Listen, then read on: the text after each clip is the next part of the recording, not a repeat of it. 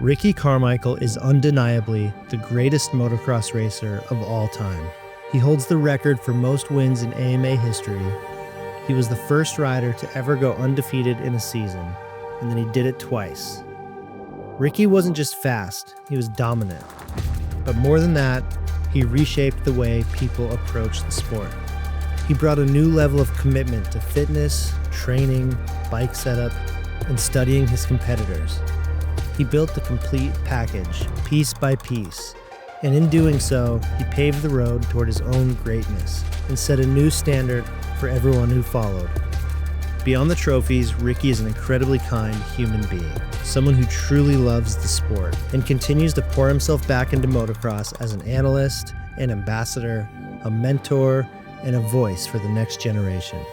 Today, we dive into the mind and the journey of the GOAT himself, Ricky Carmichael.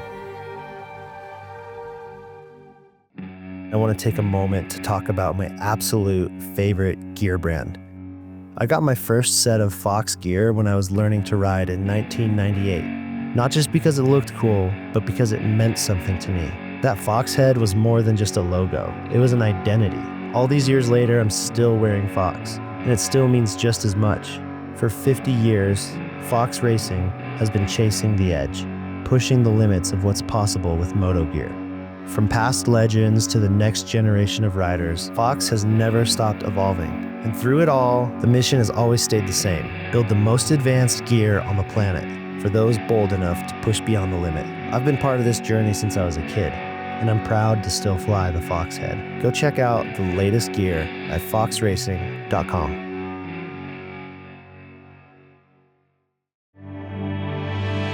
Welcome to Ride Beyond, where we go beyond the ride and into what matters. In this podcast, you'll find meaningful conversations with people who live with passion, chase freedom, and remind us what it means to live fully. The motorcycle is our connection, but the stories are what take us beyond. Yeah, this morning I was kind of looking at some clips on YouTube, and the clip from Terra Firma with you and Stu and Travis came up. It's so funny, man. I was laughing so hard. There's not a time during a weekend, Supercross weekend or whatever race we go to, that a fan always mentions that clip. Always.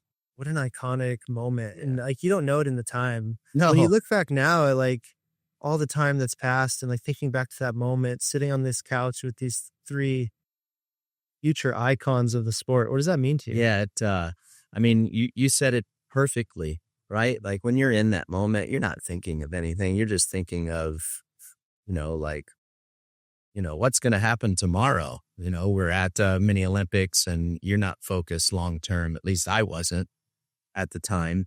And then when you look back, like when you see it today on YouTube or a fan says something, it's a cool memory. You can go back in time and there's certain parts of that interview and that kind that are vivid in my mind.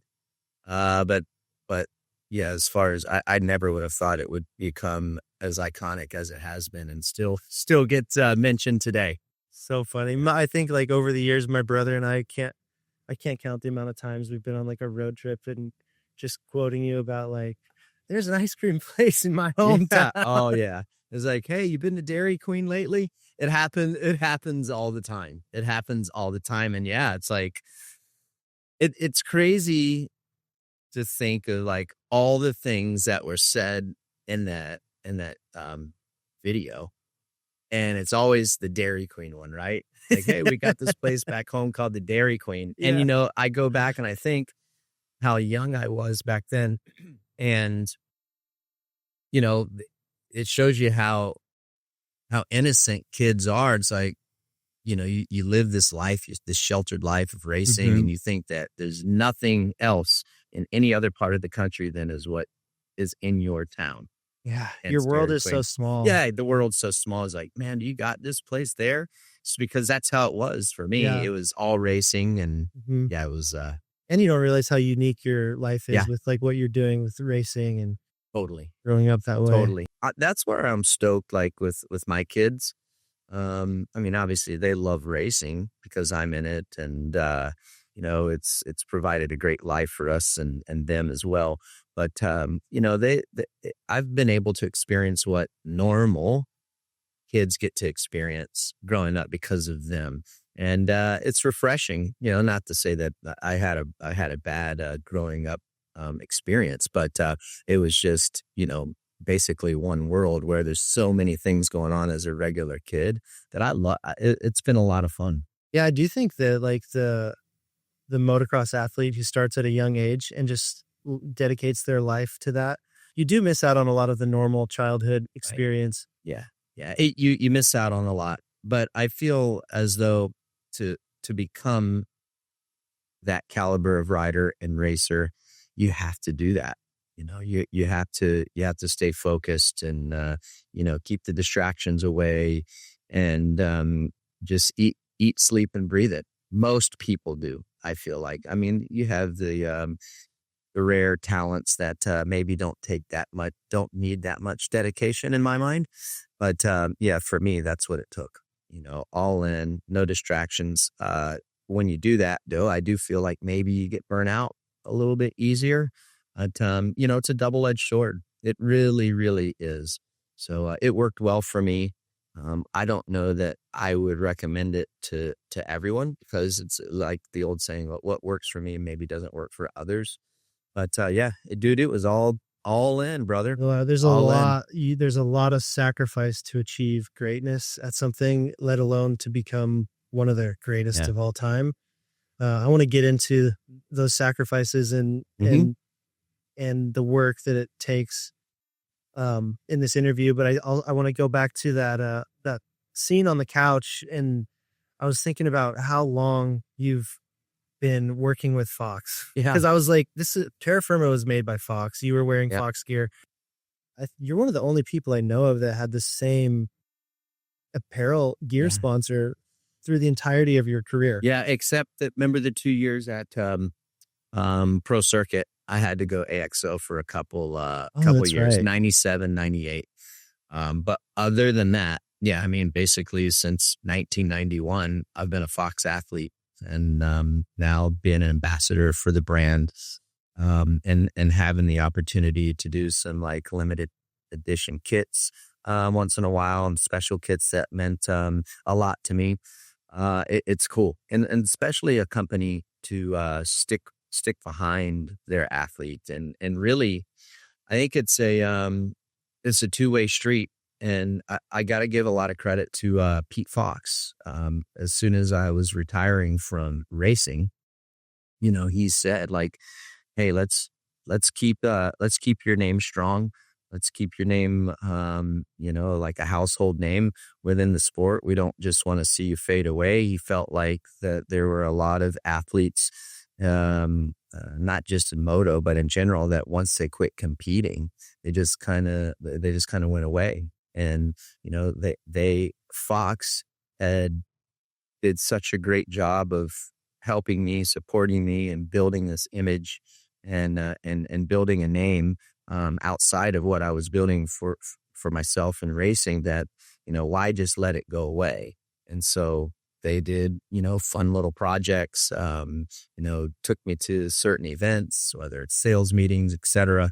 And here we are 20 years damn near post retirement from racing. And I'm still part of the brand, and a lot has changed. They've sold now twice, but still, there's great people there. Still, people there that when I was still actively racing, so it's great. It's great. It's a great brand. I love what they stand for. I love the people internally, and Can't think of a yeah. more iconic Oh, brand that represents motocross. yeah. You see that Fox head, like it's a symbol of the sport. Well, and I think of the Fox family with with Jeff and his wife, and then the three boys, their daughter, and it really is. It was a racing family, and I feel like yeah, the roots were so deep, and that's what's cool. It's almost like they started a business. Everyone wants to make a little cash, but I think it was just in their blood, and they wanted to make great product, cool product at the same time. And, the thing just blew up. Yeah. They've gone through many phases of, the ups and downs and changes, but like, I know they've always made All the the, best apparel. And yeah. When you think about it, um, and you watch a lot of the times is if whether it's a design pattern, a colorway, or I feel like, or, a style or a cut of the racing pants, jerseys, etc., even helmets, boots. I think of the boot because we tested the Instinct boot for like 2 years before it came into production, and a lot of money spent on it, but it revolutionized the boot world. Anyhow, that's just an example. But what I'm saying is they come out with these trends well before anyone else does, I believe. thinking about, Fox and going back to that era of the terra firma film and you as a Mhm. child, take me back to your childhood. What was life like back then, being a young kid growing up in Tallahassee before you reached the pinnacle of your success? Yeah, it was, there's so many moments and so many things that went right and so many things that could have went bad. But a lot of it was like Groundhog Day when I think about it a lot. I mean, there's a lot of high moments, some moments not so fun. And you take a long story and you shorten it up, and it's basically I had no other option. I had no other fallback because at such a young age, 5 years old, I started riding and then started doing well at a very young age. And then, you're playing other sports. For me, it was baseball. And then there becomes a time where the parents, my parents like, hey, it's got to be one or the other. And I'm like, you do what you want, but we can only do one or the other because you're to that level. All right, well, I'll do motorcycles. And at that stage, it's when you know that you're kind of all in. And I've always I've talked about this a lot, is I feel like though, I obviously had a talent, but when you know how it is, you've raced at a high level. There's talented guys that can just get on a motorcycle and bust out a supercross track with one lap of warm up. Whereas for me, it took me 4 or 5 laps to get everything dialed in. That's the kind of like gift or talent that I'm talking about. Like not just come out and I can just go rip the supercross track without any practice. My talent was that I was able to learn the sacrifices that my parents made at a very young age. And I was able to learn that I had to make this happen, not only for them, but for me, because I didn't have a fallback. My parents didn't have any money. And so it was basically sink or swim. And Dude, when you talk about that, it almost makes me think of like kids in a more urban environment that maybe, they're a lower economic status and they don't have many options.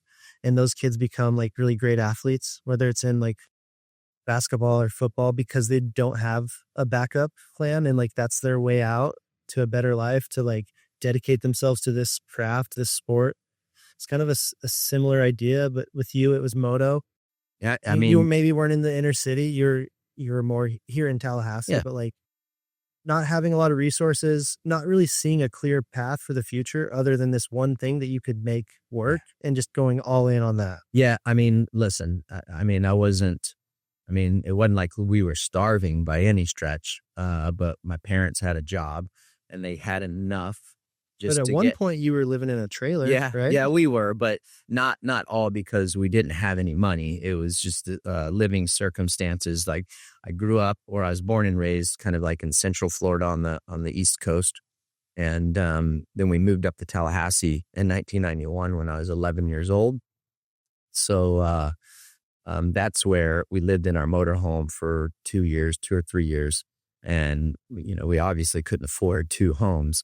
Um, and the reason that we moved up here is because of my dad and his job and where he was at, and anyhow his position in the company that he was working for, and it just became too much to travel back and forth from Tallahassee down to Tarpon Springs. That's where I was born, and yeah, so we lived in the motorhome for 3 years, 2 or 3 years, and it was funny. Andy Boyer always used to say, dude, wherever you plug in the power, that's basically your home, right? So it's like, well, we're home. We have electrical power. You're driving Um, your home to the races and everything yeah, else. pretty much. So, but I go back, and that's the sacrifices that my parents made for me. And we basically stayed in Tallahassee because the riding was more convenient. It was easy to get to practice tracks, whereas living down in Tarpon Springs, the only place that I could go at the time was Croom, and that was a 60-mile hike one way, and it was a lot. But I was going back to making full circle about the talent comment.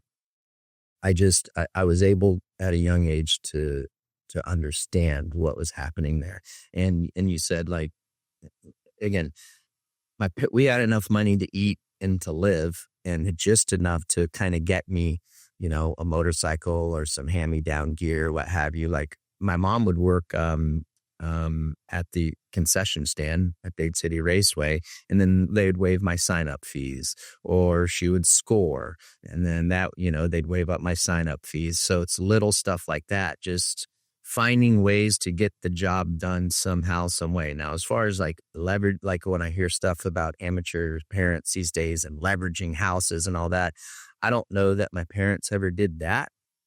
And I'm sitting here talking to you. I should ask them someday.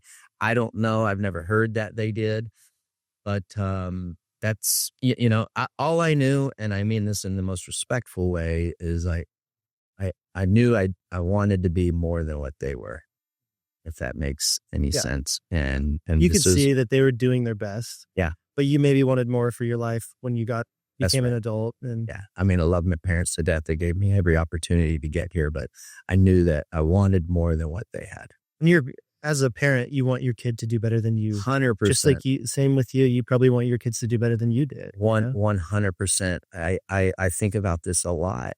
And it's like, man, I hope and I try to instill these work ethics and thought processes and thinking, with my children about, hey, and give them advice of what I think that they should consider doing to hopefully someday be, way more successful than me. I think you nailed it on the head. I think any great parent wants to see their kid be better than what they were.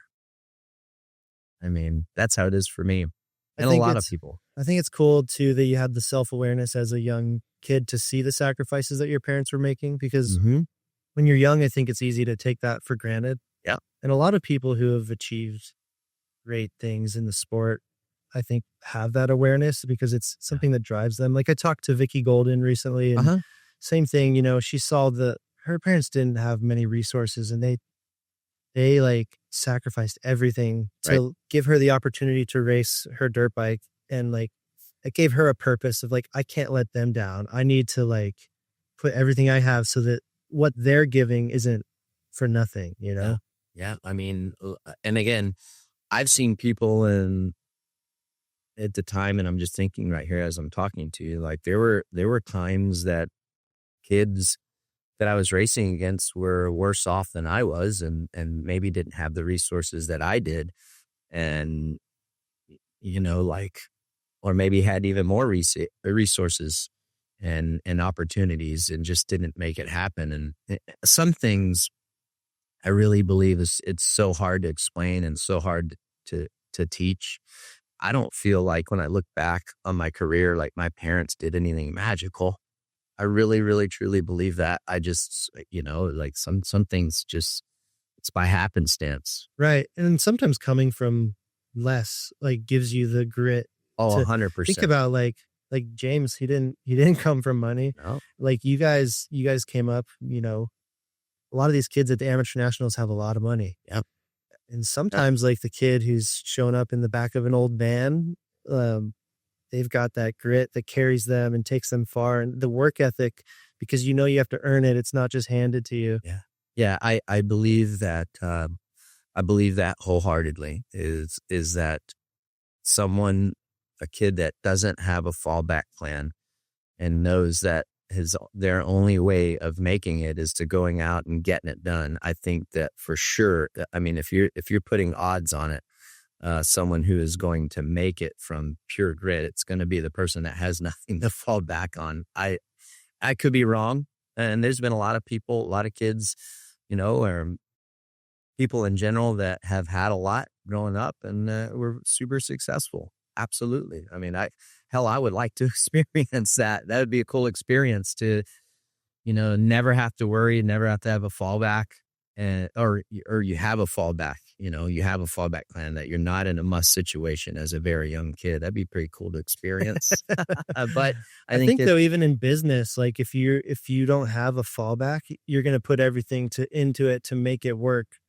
And a lot of yeah, times you'll become more successful than the guy who you're like, this would be cool if it works, but I still have this backup it's plan like I have. throwing it all on the table. Yeah. Yeah, we talk about. I had a conversation with a few folks along the way with outside investments and stuff like that. Like, hey, we're thinking of this idea, and what do you think about this? How much money do you want to put in there? And you're exactly right. When you think about it, when you have a lot to lose, it's tough because you don't want to go all in, right, on an investment or an idea. And you're just like, okay, I'll just dabble over here because I don't need this thing to pop off, to live the rest of my life. However, if you don't have anything, it's a lot easier to go all in because like, well, this is all I got, so I might as well go for it. I've noticed that in my own life too. Like as I've reached more success, Yeah, I'm more afraid of like risk, which yeah, is so weird. yeah, Like the more comfort I have, the yeah. more risk averse I am. Whereas Uh, when I was just a like young kid starting out in the industry, I'm like, dude, I'll just go all in on this thing and try it. If it doesn't work, who cares? yeah, I think that's the old. You knew what it was like not having much, and Yeah. now you have a little bit. You don't want and to you lose it. you don't want to go backwards. You Yeah. know what that life is like. My wife and I talk about this all the time. She came from nothing, self-made, put her own self through college, law school, the whole bit, and super successful now. She's unbelievable, and we really feed off of each other. And yeah, it's just like we know what it was like before, and we definitely don't want to experience that again. Yeah. Exactly right. And that's how it is. Like, so as far as we talked about like investments, and I've had some great opportunities and met some great people along the way, and have made some great decisions on certain things and opportunities that have come my way. But it's always like I look back and I'm like, damn, I wish I would have put more in. But Yeah. at the same time, had I put more in, then I would have lost it. It's like it's just a different mentality when I'm just trying to make it to the finish line here, Yeah, right? dude, we all are. My peak earnings are gone. Just as long as I can live a happy life. My kids are good. My wife is good.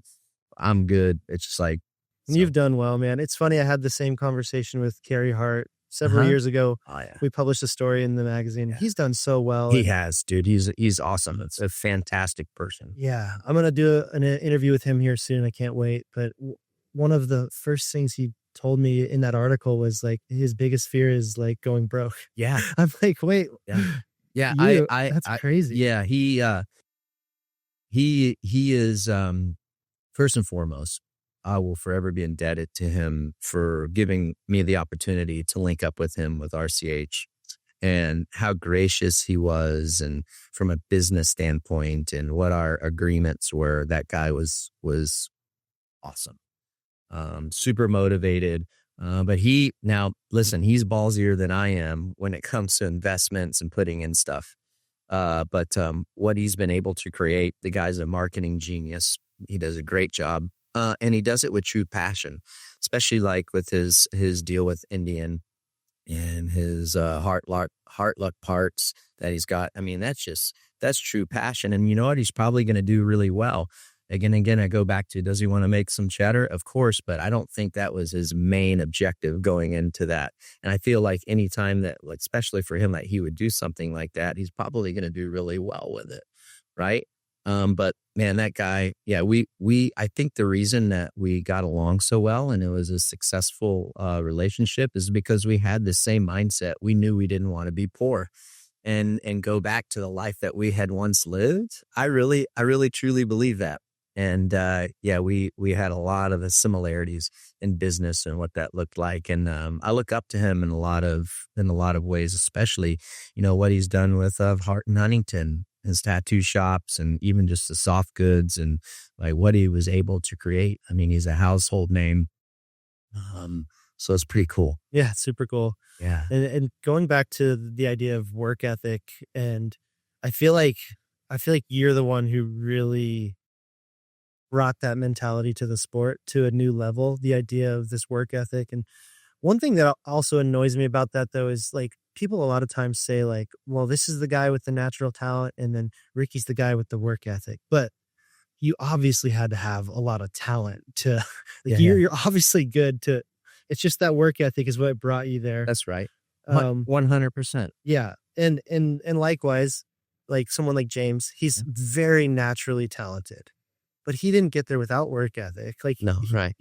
Yeah. so you guys both had those aspects, but do you think that work ethic was something that you were born with, or was it something that you developed over time? Great question. There's not a lot of people that have asked me that question. I feel like that I was taught the work ethic from my mom and dad in the background a little bit. My dad never really said a whole lot just because my mom was more in it. And, she was there. Dad was working a lot. So 100% that for me was taught. And at a very young age, do it right, don't do it at all. And wasn't just with motorcycle racing, it was with anything that I would try. Or, if I started a project, you complete it, you get it done, you do the best that you can. You don't just do enough to get by. And 100%, I wasn't born with that. I was taught that. I was caught that. That skill, I guess you could say, or life skill is to do it right or don't do it at all. It was at a very young age. And again, I go back to, I definitely had a talent there, but not someone like Kevin Windham or James Stewart, or let's say Ken Roxon, Jerry Jim McGrath. McGrath. Yeah. MC was unbelievable. And I go back to, they could get on a motorcycle, and if we did a rhythm section, and I'm repeating myself, we did a rhythm section of Supercross track 10 times, they would get it right, 8 out of the 10, and I would only get it right maybe 5 or 6 out of the 10. And I think that to me is raw talent on a dirt bike. For me to get it 8 out of the 10 times, I had to practice it over and over and over and over. And then that's where the work ethic came from. But I realized that's what I needed to do. That's where, talking about like, I kind of raised the game on the training side of things. The guys in the late 80s trained super, super hard, for sure. Like my mentor, Johnny O'Mara, and you name them, RJ, Wardy, Hannah, Bailey, all those guys, they were animals, right? Probably did way more cardio than I've ever done.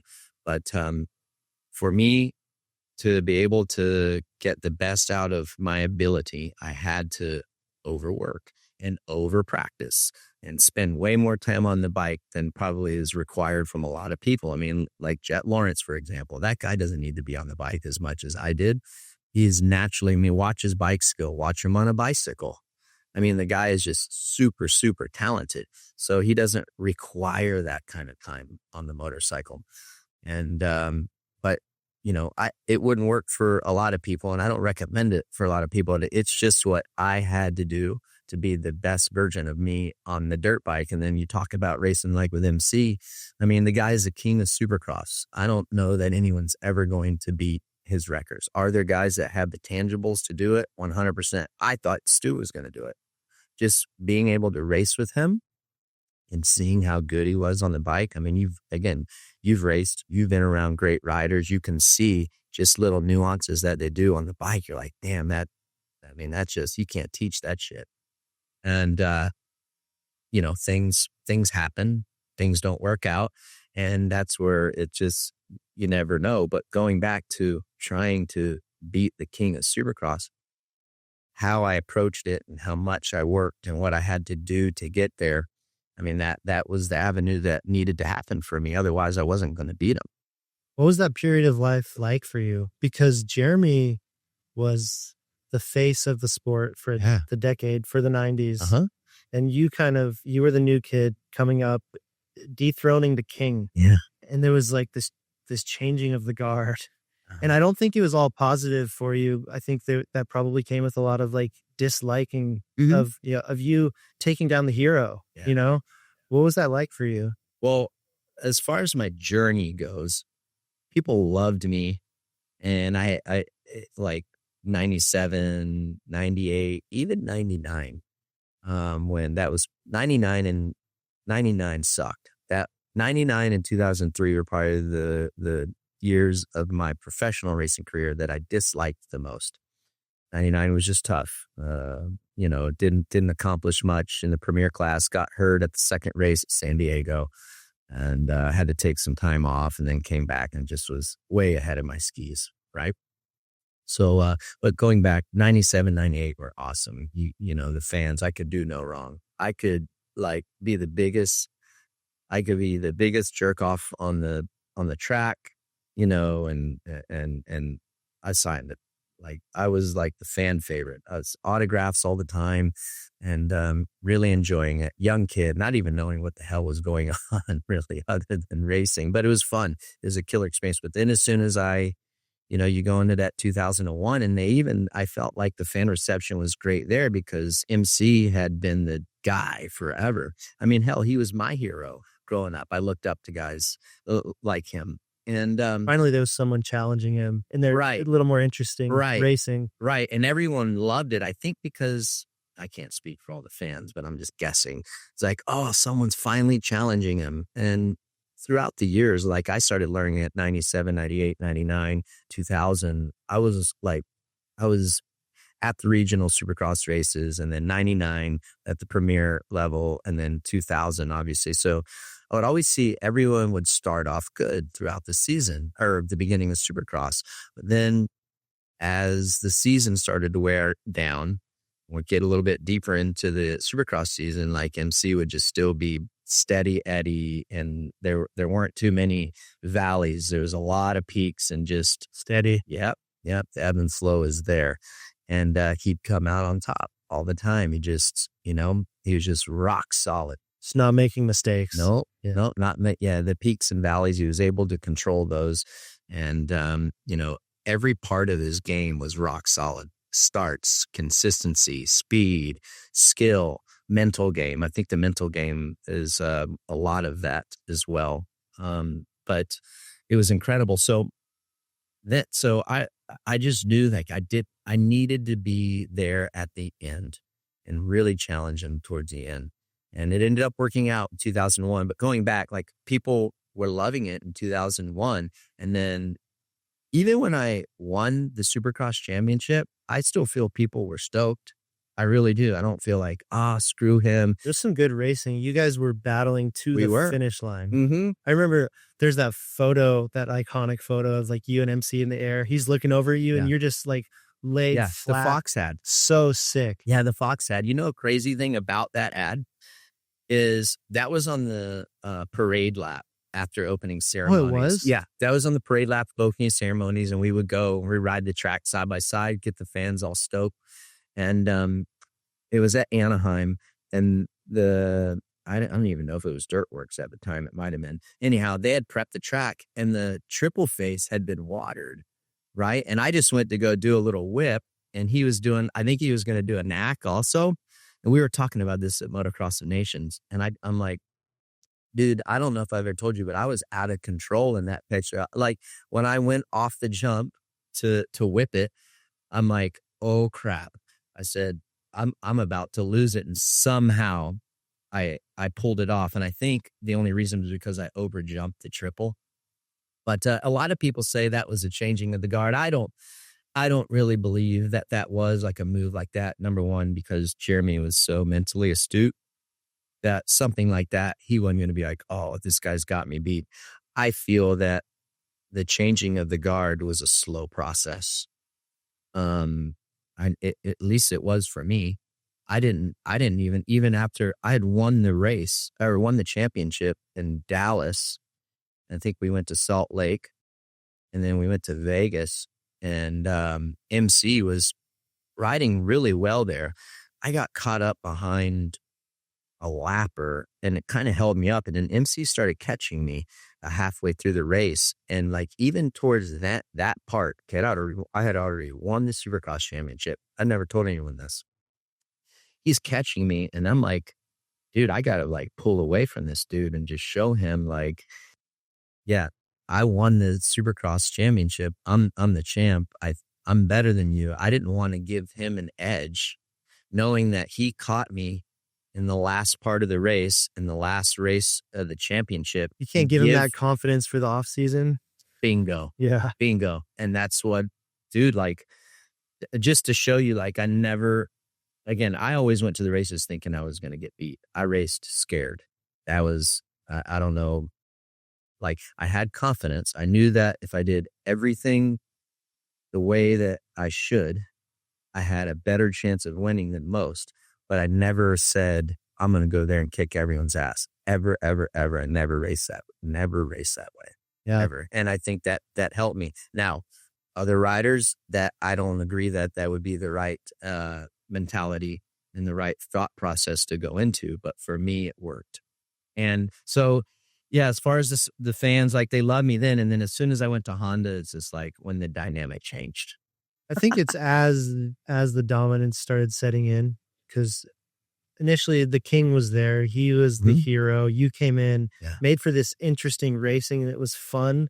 And once you started consistently beating him, I've seen this pattern over the last 30 years that I've been involved in the sport with. First it was you, then it was maybe RV. Yep. And then now I'm a little seeing bit. Jet. Like, when you first start winning, I feel like you get a lot of hate.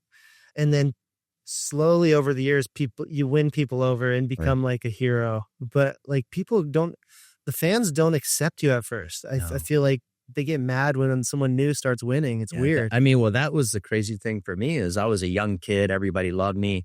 And then I took 99 and 2000 sucked. So I think, like, people had compassion for my process and what was happening there. So everything was good there. And then you're right. You go and you have some success, and things have changed a lot, throughout that time. And it is, like, I think you have it in every sport. You know what I mean? I really do. And I think you just always try to stick to your roots, and as much fame and as much success as you may accomplish, you try to stay the same person. I think that in the long run, that can be helpful for you with your case towards the fans, and you just be who you are. A great example of that is, like, when I went to Honda, and then Stu was coming up, and then Pastrana was coming up. So there's a lot of new blood coming into the water. And I had beaten the king of Supercross, and they're like, well, now we got these guys that we can pull for. So, I came in to a very unique time, from a fan's perspective, because it's like, well, you got this guy, then you got this guy, well, then you had the new up and comers. Like I was right in the middle of it all for good reason. And I have no regrets from the era that I grew up in. So I could see why it was kind of tricky at times. But going back to what you're saying, it making full circle and they come around, like then when I went to Suzuki, everything was back to how it was when I was in like 97, 98, and even 2001 when I was winning. And I didn't change anything. I was the same person. I mean, like, I had a lot more money at that stage. So if there's any reason for me to be an asshole or conceited or whatever, that would have been the time. But I was like, people always say, man, you're so much better on this, so much better at this. What'd you do? I'm like, dude, I haven't changed anything. I've just been doing it for 10 years. That's the difference. Maybe people didn't like you because you made the racing a little bit boring because you were so dominant. I don't know. MC made it pretty boring. A boring race is good for somebody. True. Yeah, I don't know. I don't know. I think a lot of times too, looking back on my career, like I lived in Florida, I didn't live in California. And, my path was completely different than anyone else's path. That was before the industry was really like based out here. Yeah. Totally. You and James were like kind of on an island out here. Mm-hmm. Everything else was in California. It's changed now, but yeah, everything it has. Like now this is, other than the manufacturers not being in South Georgia and Florida, it's pretty much, this is the Mecca, I believe. But, yeah, I mean, what do you do? I mean, all you can do is control your control your destination and how you work and how you approach your racing and just be your own person. And going back to like not being in California, not going to Havasu, not doing all this kind of stuff, you kind of alienate yourself. And then especially in 2001 or 2000, when I completely changed my structure off the bike and training and everything then I really became a recluse, but it wasn't that I was trying to be a certain way off the bike. I was just trying to do the best I could on the bike. And I think it was misunderstood by a lot of people. I mean, listen, this was my job. And are there things that I would change? Absolutely. Foreign Rider is my favorite apparel brand, hands down. Founded by my friend Ralph Dunning, a pioneer in the apparel industry with over 30 years of experience, he built this company for people like us, riders, explorers, creators, those who live active lives and need gear that can keep up. When I'm training, I wear the Odyssey collection. It keeps me cool, dry, and performing better for longer. When I'm traveling or just relaxing at home, the Solace collection is my go-to for unmatched comfort. But the real standout for me is the Merino base layers. They keep you warm, dry, and feeling perfect under a waxed canvas jacket for those cooler rides. And when it's hot, like it is here in Florida, the Odyssey long sleeve tee keeps me super cool and comfortable all day long. The fit, the feel, the quality of these products is on another level. And that's why I literally wear them every single day. Foreign Rider isn't just clothing, it's a mindset. A reminder to live with intention, to choose quality over quantity, and the exploration of freedom, whatever freedom means to you. Check out the full collection at foreignrider.com. Once you wear it, there's no going back. A lot of people at your level get misunderstood. 100%. When you're in it, it's very serious and you're so dedicated. Like RV is the same way. Everyone's like, he's always so serious. Same with Tomax, like no personality. They're so serious, but I tell you what, two guys I'd like to go have beers with. Well, I've had many of them with my man RV, but Eli, like when I have conversations with Eli, not even about moto. When I talk to Eli on text, it's about normal life stuff and same interests that we have in outdoorsman's world and things like that. Like, dude, it's awesome. And I just think that we never showcase that. RV and I have this conversation. Like, I love partying and having a good time with RV. And trust me, I had great times. It just wasn't in front of everybody, And again, like talking about misunderstood. I mean, I'm living the best life that I've ever lived right now. Everyone says, when's the best part of your life? And I said, all right now, 120%. I don't want to speak for RV, but like, I feel that if he were sitting right here next to me, he'd be the same way. And even Dudge, like we had to apply ourselves. And it can come across as, that guy's antisocial. Yeah. You're just focused, man. Yeah. So going back to the, in 98 or 97, 98, you were very beloved. The period during Honda, maybe a little bit less so. When there's so many things, when you felt so many that factors. Yeah. When you felt that, did it ever take a hit on your confidence or like your mental game?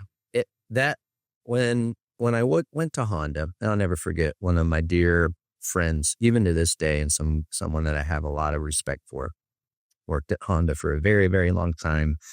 And he pulled me aside one time and he was just like, hey, dude, don't worry about this. Like, you haven't changed a bit. It's probably Honda. Everybody thinks that we bought you, which is the case at that level. They all got the same money to play with. Well, and at the time, like, I mean, especially today as well, but Honda's the team you wanted to be on. Yeah. Like, Honda's so legendary, man. Like, well, and I knew that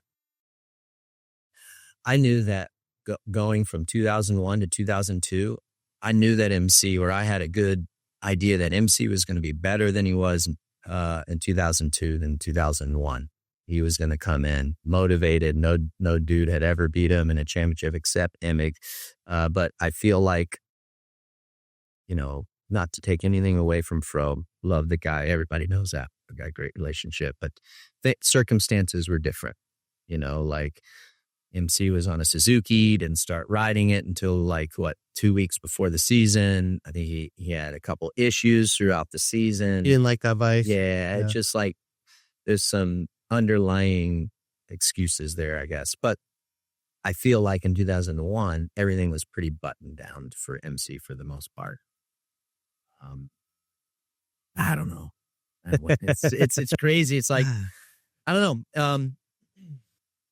Kind of get You can getting off use it track as there. you Yeah, can use it no, as fuel too. Like I didn't let it bother me mentally. I just think like, or it didn't bother my confidence with how the fans were. I was just always mesmerized and wondering why the reaction, because like everything was good a month ago. Nothing has changed. And then, you go back to the whole thing when they came down in that crown and at the US Open. Like I've said it a million times, that wasn't my idea. It was someone else's. And I was like, I just didn't have enough guts to tell the people who were orchestrating that I didn't want to do it. I told them, I'm like, hey, I don't want to do that. MC's the king. Like, I only beat him once in a championship. And they're like, no, do it. You're the new guy. And I'm like, I don't really want to do it. Had you put me in that position 5 years after that, I would be like, hell no, I ain't doing that. Ain't no shot. But again, you have to remember, I was so young at the time and I just didn't stick up for myself. But no, it didn't, going back, it didn't bother me and hurt my confidence. It just kind of bothered me personally. I'm like, dude, you don't even know me and you're bagging on me. you can almost use it as fuel. Yeah. Like, Yeah. I don't know. I never was one of those riders who, if I heard someone talking crap or anything like that I would use it as Motivation, retribution. yeah. Nah, I was already motivated. You're just enough. focused on your own thing. That's right. It didn't matter who it was. I just wanted to go out there and ride my best, and whatever happens. That's great. Yeah. Speaking of the Honda years, that's when you went undefeated Yep. for the first time. Yep, 2002. What was that experience like, as you were, obviously you didn't have that in mind at the beginning of the year, but as the weeks click off, it starts to come into your mind. Like, as you get closer to the end of the season, what's that pressure like? A lot. Well, you know what? Let me take that back. In 2002, the first time I felt the pressure. You're gonna think I'm lying to you. This is not it. Final moto? Yeah, the final moto. Really? Because I'm like, you've made it this far. This is the first time it's real. Yeah. Like, you're like, okay. This is the only one You're that like, holy counts. shit, dude. Like, yeah. Because basically, if you don't win this last moto, then it's like, okay, well, then what the hell did it matter if you won like week 4? That's how it was. I'm like, and the first time, I'll never forget this. This thought is so vivid in my mind, because you hear a lot of athletes, racers talk about pressure and mental pressure. It was the first time I'm like, holy shit. Now I can sympathize with people who say that they felt the pressure of having to win. That's what I felt like, dude. It was heavy.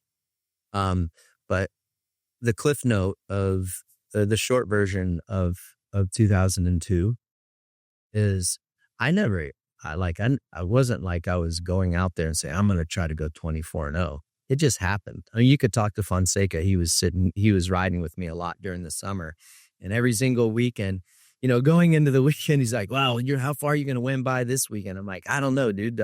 I might get beat this weekend. Who knows? It never was my plan to go 24-0, because no one had done that. Mm-hmm. Even in 98, when I raced the East Coast Supercross, I won all the East Coast. I won the East-West Showdown at Vegas. And it wasn't like, man, I want to do this. It just happens every single weekend. It's like you said earlier, you always go into the race thinking someone can beat you, no matter how dominant you were. And I think that's what keeps you on your toes.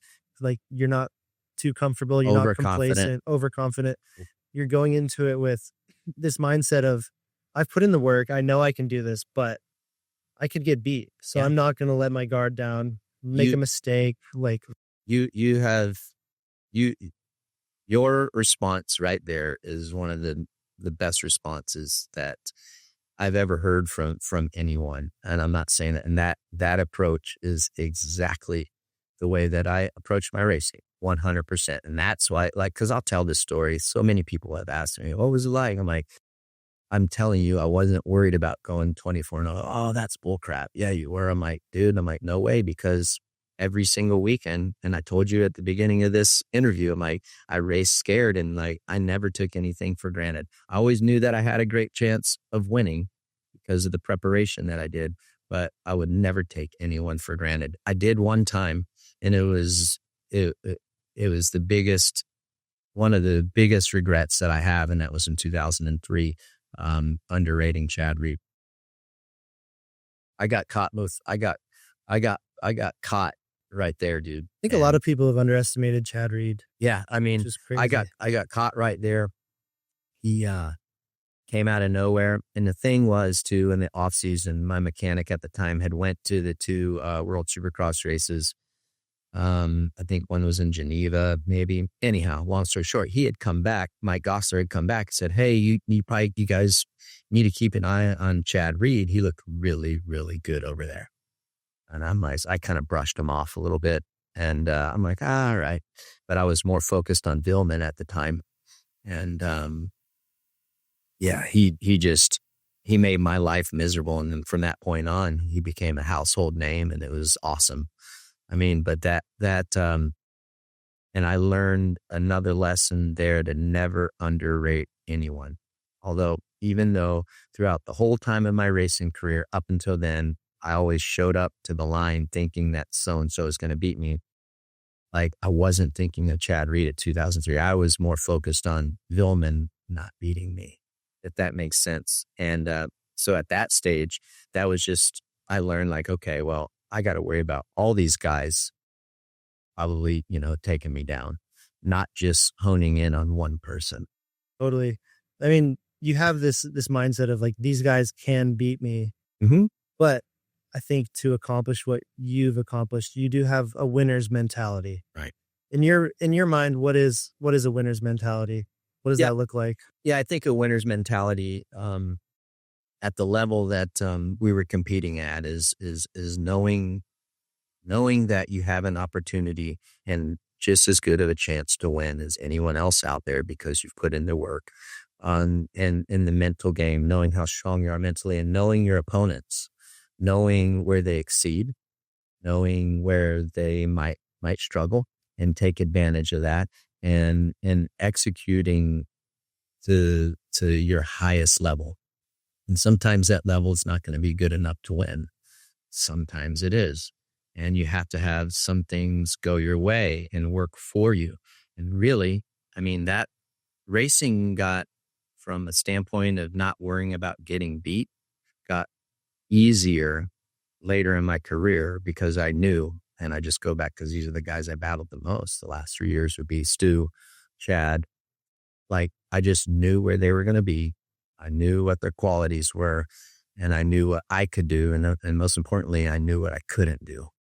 And I would position myself, whether it was bike setup, whether it was starting position, like I would just make sure that I would set myself up just right to take advantage of where they weren't good. Or if I got the whole shot, like, where were they at in the field? And then I think knowing when you can't win is part of being a great champion.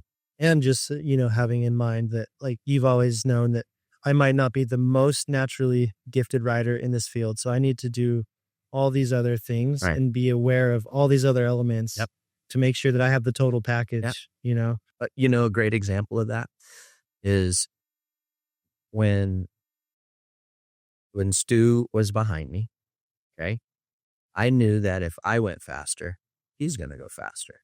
So why should I ride over my head or faster than I know that I can go? And then I'm going to get an arm pump.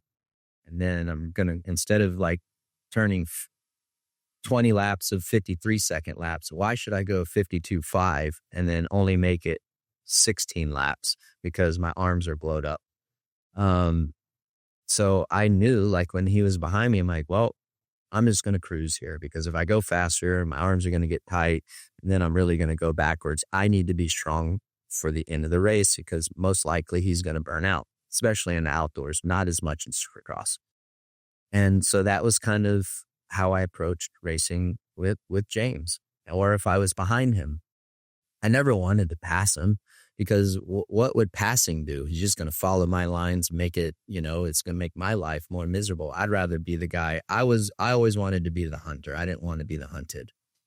And so if I was behind him, I would just try to run his pace and pressure him, right? So he would fall down because I knew I couldn't beat him on speed majority of the time, especially supercross, like lap for lap. You'd be a fool to think that I'd be able to beat him on a fast lap. There's no shot.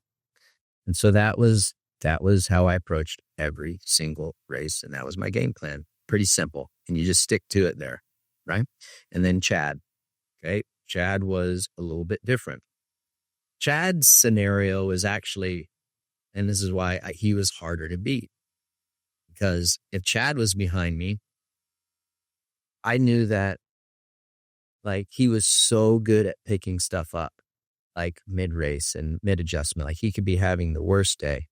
And if he would get behind me, like in the main event, like he would instantly go from running, we're talking about lap times, he's running 53s, but I was running 52.5s, he'd instantly be able to match it. He is an expert at that, like mid-race adjustments, audibles. Dude, the guy was incredible. So if he was behind me, I would always try to like sprint over my level a little bit because I knew that he wasn't going to go over, into the red zone. He wasn't going to let it swap out like I would and basically ride out of control. So I would try to bridge a gap and then settle in which was different than with James. You couldn't do that because he was good enough to, make that go the speed. Whereas I could ride out of my comfort zone for a few laps and bridge a gap on Reedy.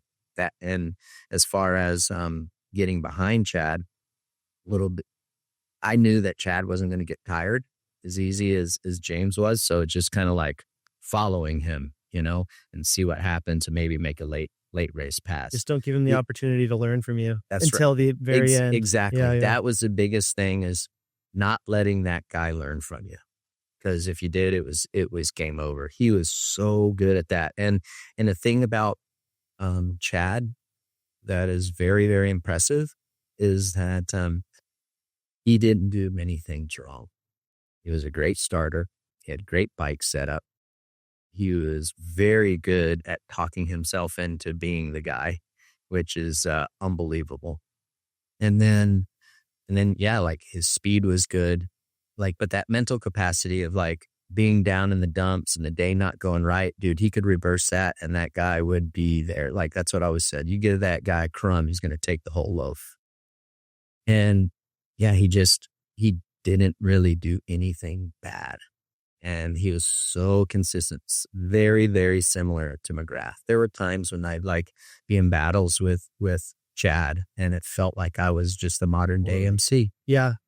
I think a lot of people felt that. I mean, even the style, I remember like riding behind him, racing behind him in certain times and tracks, and just because he was on that YZ250, the early parts of the year, and just listening to him and like how he would move on the body. I'm like, that is just like MC was. It's like, it was crazy. I was having flashbacks of 2001 when I could actually battle for 20 laps with MC.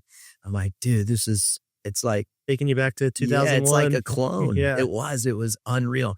Even the noises, the sounds, it was a cool experience. Yeah, but frightening also. Yeah, it was crazy. Yeah.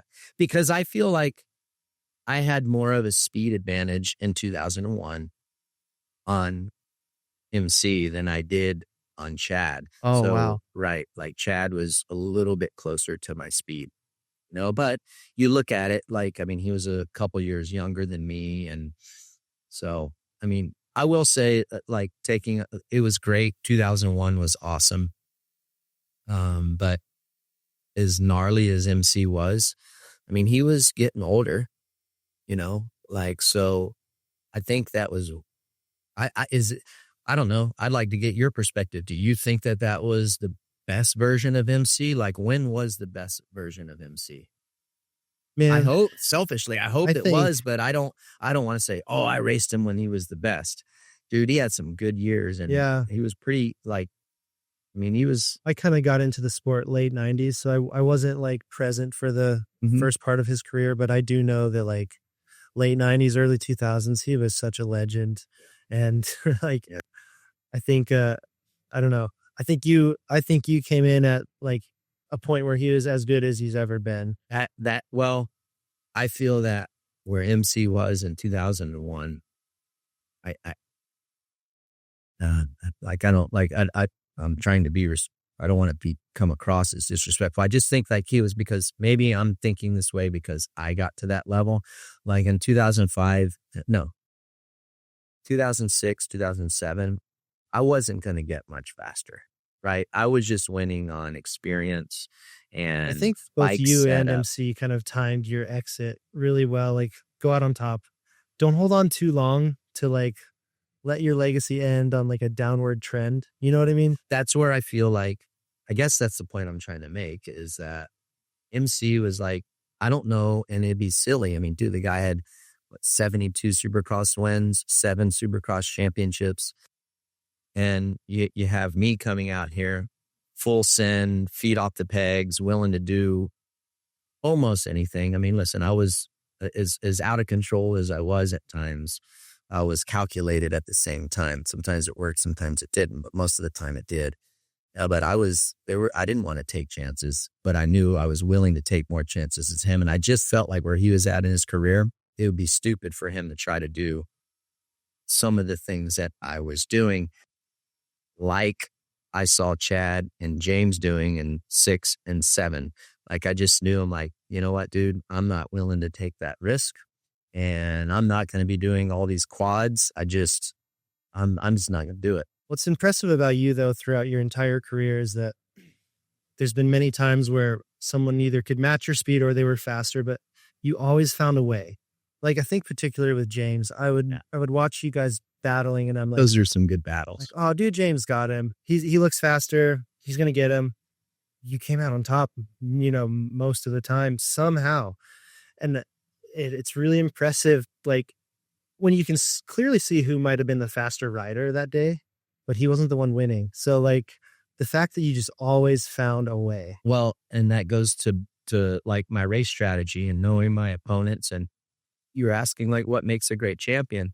Knowing your opponents, knowing how to position yourself, like studying, and I knew, like, basically winning on a technicality. Now, when I talk about this is just Supercross. As far as motocross, I was much more comfortable trying to match James's speed um, than I was in Supercross. I felt like I had more room for error in motocross, and motocross was, in my mind, less talent driven than Supercross. And the harder you work, the better you do. Whereas I don't think Supercross is much as hard work dependent as motocross. So, um, yeah, like that was the thing. Like Supercross, you're right, is more about how do I beat him, knowing I'm not better than him Mhm. speed wise. And what you're saying was exactly Just was finding a way. fine. You find a way. I'm like, all right, well, he's going to be good over here. He's going to get a good start here. He's probably going to do this. This is you just know. And then once you figure out that code, then it was, kind of like repetitive motion Yeah. at that stage. And it kind of worked across You've done your homework, dude. I like it. all the people that you've raced, this formula kind of worked out. But Yeah. behind the scenes, there was obviously a lot that went into it. What does it take to like maintain that dominance? What kind of sacrifices and work is put in that people don't see?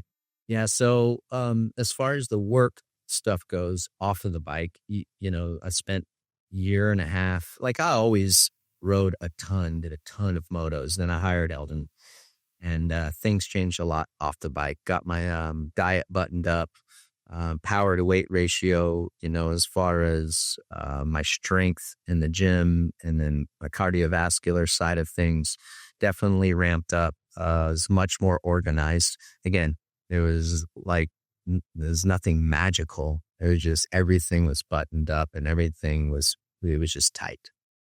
And, once I did that, I only got to a certain level. Like I went from here to here.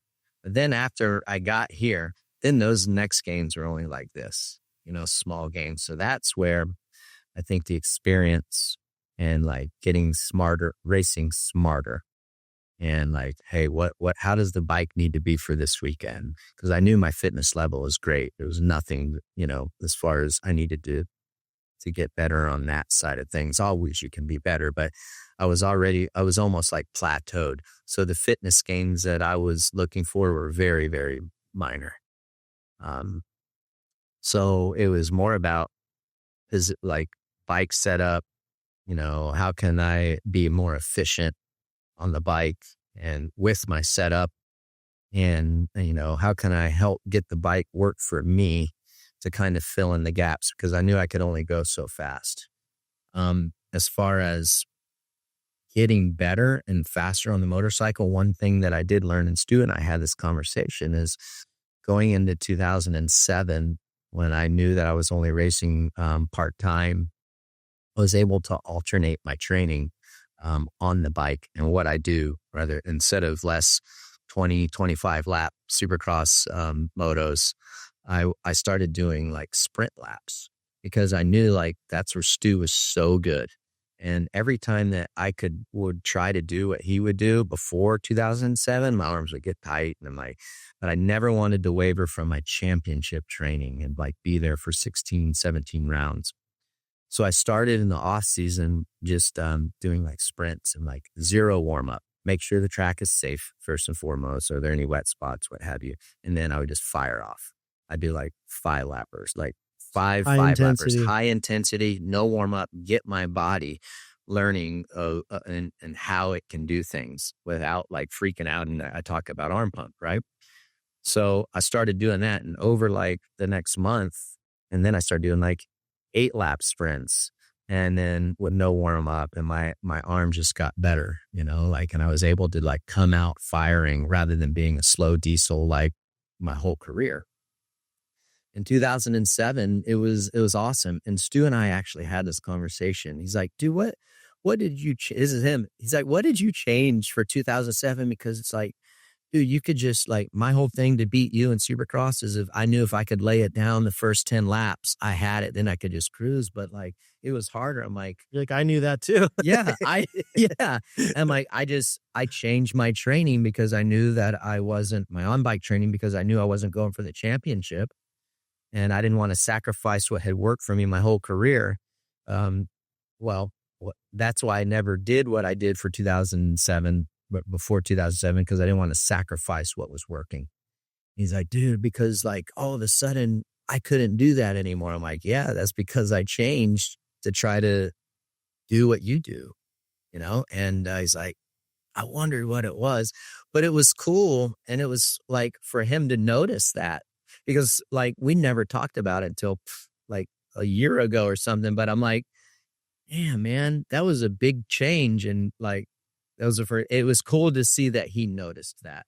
And it was comforting for me, because I'm like, all right, it worked, because I thought it worked. I knew it worked because my results were better and I felt better the first 10 laps. But he, like, after the races at that stage, like in 2007, he's like, dude, you're like really good the first 10 laps. Whereas before, he used to just absolutely dominate me. So it's stuff like that, and knowing where you need to be better and really making it happen. That was cool. I think to compete at that level for that long, you really have to live in a bubble, and like your entire life revolves around this thing 24/7. There's a lot of sacrifice in like the way you live your life and things you might miss out on. Do you think that it was worth it to do what you did? 100%, 120%. That is a fantastic question, and kind of goes back to like the misunderstood part of it. Like you're away, and you're doing your thing, and you're like a recluse. And that's what it took for me. And I had to do that to yield the best results possible. And my whole goal was to go out, win as many races as possible. You know, I came from the mindset of you go out and win, and that's going to make you the most money possible. You ain't worried about trying to be a showman or what have you. And so, you know, like looking back, maybe I should have taken more time to do more interviews, you know, marketing wise, been a little bit better, but that back then winning was everything. And so I look back on it. Do I regret it? Absolutely not, because I could sit here and we could play all day and talk hypotheticals. Okay, well, what if I did these interviews? What if I did do this? Would it have earned me more money? Like, would I have been more successful? Would it have taken away from my results? I mean, it's hard to tell, but I don't have any results because what I was able to accomplish then has given me a great life to where all the fun that I missed out and back in the late 90s and throughout my time in the 2000s, I'm living it tenfold right now. Well, and all that fun you may or may not have missed out on, there is something really amazing about like living with that purpose, like waking up every day with on a mission and a purpose and something you're working toward. Like that's so fulfilling, and not many people get that. So while you might have missed out on some like normal life things, I think you're also living a really fulfilling life doing that. I was for sure. Now, there were times it did feel like, damn, like, would it be funner to like maybe not practice today or take the weekend off, like on an off weekend, and go to the lake, go to the river, or, you know, do stuff like a lot of my competitors doing. Hell yeah. I thought about that stuff. And but then on Sunday, you might line up knowing that you took that day off, and there might just be that little hint of doubt in your mind that you didn't put everything you could into it. That's right. And you could be right. I do know that it really made me feel good going into the races, knowing that I got all of my work done throughout the week. Okay. I got my motos done. You know, I got this done. I got my 3 days of riding. I got my cardio in. Going in, if there was a time where I missed a day, maybe because of rain, there was always that little like, I might get beat today just because, you know, I didn't get my normal routine in during the week. It was never that I did, especially like later on in my career, it was never because I didn't do the work or I was being lazy and didn't do the work. It was because maybe like the weather or I was sick or what have you. So it was never not doing the work, especially the last 7 years was never because I was being lazy was never the problem. How did you deal with failure on like the rare occasion that it happened? Because you're like the most winningest rider of all time. Your record is insane, but thanks. There are moments where you didn't win, of course. Oh, yeah. 99, 2000, 2003, racing with Chad. How'd you deal with that? It was tough. I mean, I go back to 99. 99 was really hard.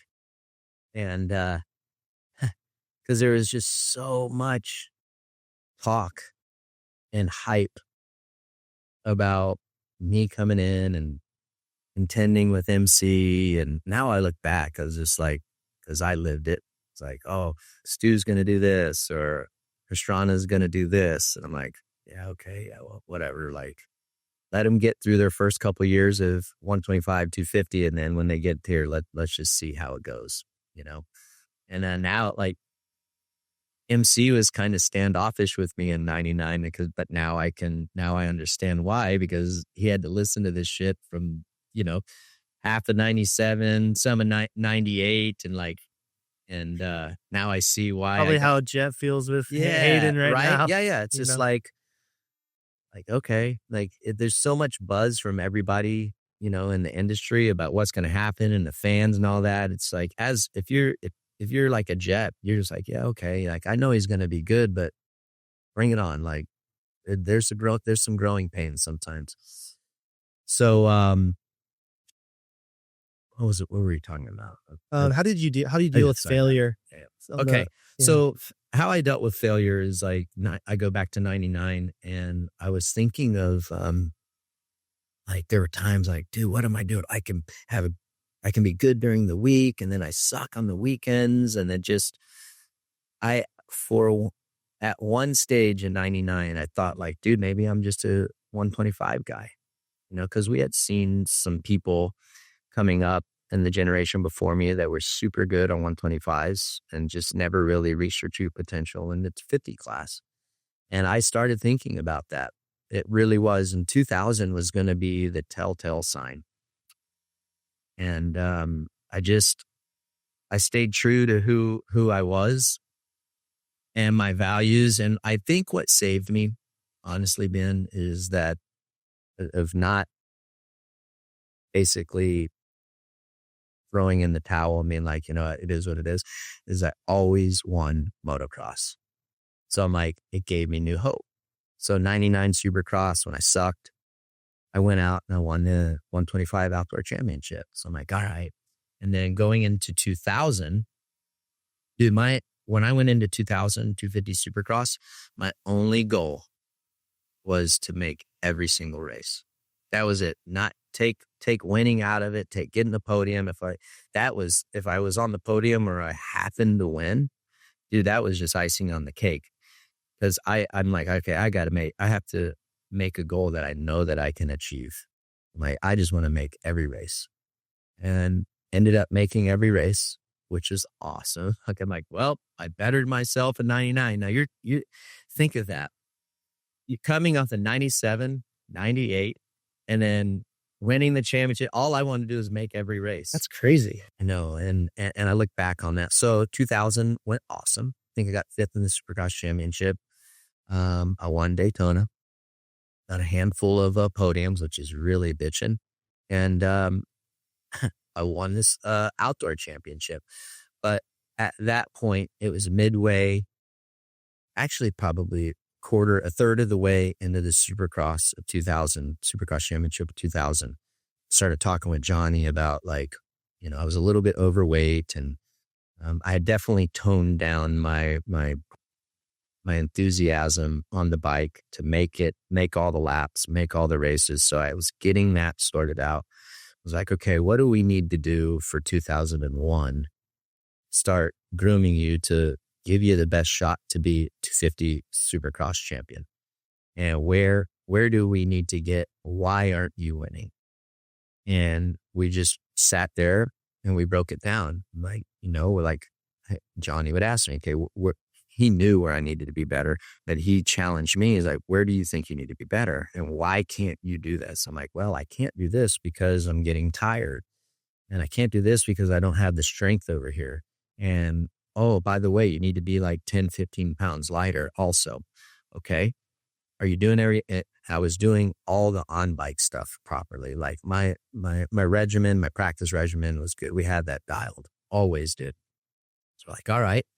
Okay, do you know what the motorcycle is doing? Where does the motorcycle need to be better? Take your fitness and your physique out of it. Where do you think the bike could be better? What's holding you back? Why can't you do what MC's doing? Why can't you do what Billman's doing? Like all these guys. And so, I would think about it. I'm like, wow, I need the bike to do this a little bit better. If it could do this, then I could go faster here. And so it made me a better technical rider as far as the bike setup goes, and knowing how I needed the bike, which I would never want anyone to ride my setup because it sucks for the normal person, but it was great for me. And I knew where my body needed to be better to reach my true potential. And that was all basically, for lack of better terms, self-taught. So we started making, Johnny's like, all right, we're going to look for an off the bike guy. We're going to continue to improve this bike and get the settings the way that you like so you can get better finishes. Just creating the full package. The full package. And so I look back and I, like that ideology, like that, I don't know that I don't want to pat myself on the back or Johnny would hate, like Johnny is like flies under the radar, right? But it's like, we kind of changed the sport that way by that way of thinking. And it was all to beat MC. and again, reach my true potential. And so we talked about the gift of, we all have this gift in sports, but this is one of my gifts. Like I was able to recognize at a very young age what my parents were sacrificing, and I knew that I wanted to be better than them. And I didn't want to go back to that. This was another one of those moments like I had when I was 9, 10 years old, where I'm like, man, I see what mom and dad's doing. I can't let them down. This is the exact same moment 10 years later. Exact same moment. We dissected it to the T. We made the changes, and I never lost a championship after that. It was that was the process. But that's the thinking that needed to happen. I was listening to an interview with Brian Deegan, and he was saying like, so many people always talk about, well, this is what worked before. Well, yeah, I was doing what worked before for everyone else, and it wasn't working, so we had to change. And that's kind of like what they're trying to do. And I know the Lawrences seem like they're doing the same thing. Everyone's changing, and they're not doing what traditionally everyone else used to do. You have to change the way you approach something to take it to the next level. Because I knew what I was doing wasn't working. And I had the correct thought, and I had this gift of thinking like, okay, how do I beat this guy? Where do I need to be better? I sat down, I thought about it. I thought about it myself. I didn't have someone tell me what my thought was. And dude, we never freaking looked back. We never looked back. One of the biggest elements of motocross is mental toughness. Oh yeah. Like you can train on the bike, you can have bike setup and physical fitness, but mental toughness is really important. How do you build that? Yeah. This is where it's tough. And I don't know, like the mental psyche part of it all. Like you've seen riders that get psyched out and lose their game. Like the mental side is so important. The mental side, especially at the top level, plays a massive role. And dude, like for me, like I never went to a mental coach. I mean, I had great people around me, my inner circle boosting me up. Never like, I wouldn't necessarily completely feeding my ego, but just spitting facts, of listen, dude, you work harder than anybody. You have a great chance to win. If that guy, if he's good today and he's better than you, so be it. Let him win. That's fine. There's 28 races. And it's just repetitive talk like that. But I mean, again, like I think that, again, no one ever taught me to be mentally tough, and no one coached me to be mentally tough. They were honest and raw with me, and luckily it worked out. I don't know how I got that. Like, I think I'm not mentally sensitive. There are things that bother me mentally, of course. I mean, I have a soft side. There's a lot of, even to this day, there's certain things that affect my emotions and bother me. I'm human. But like from a racing and competitive standpoint, I was very, very matter of fact. And I didn't overanalyze a lot of things. And, like I talked to certain riders like, okay, well, why isn't this bike working the way that it should on paper? I'm like, okay, well, who cares? It's not going to go out there and race the damn thing. It's not perfect. It is what it is. Is the bike winnable? Question yourself. Could your competitors get on that bike? And in 2003, I always think like, I would always ask myself, could Chad get on this bike and win? And I would always think to myself, of course he could. So the bike is good enough to win. Was it easier to win on another bike? Possibly, but could he get on this thing and do just as well as I could? And he could. And I think the mental strength part is, I don't know, I think sometimes you're born with it. I really do. Again, because I never worked on it. I didn't. I never did. Maybe the preparation that I did made me mentally strong, knowing that I had a great knowing that I'd worked just as hard as anyone else and I had good structure. I did get, mentally flustered again in 99 and 2000, but I was able to have motocross as a kind of a crutch. Like, okay, I'm still good. It just, what am I doing wrong over here? So that gave me the confidence to know, right? Like it was kind of like an uplifter, if you will. And the reason that we talk about, the mental strength is because mentors that I've worked with, I mean, we talk about Johnny, he was my main one, but like Stanton or, RJ at a time when he was at Suzuki, or even guys that weren't professional racers would give me great advice. They would tell that other riders the same thing and it wouldn't resonate. It's just crazy. Like I'd ask them like, well, did you tell them like, hey, do this?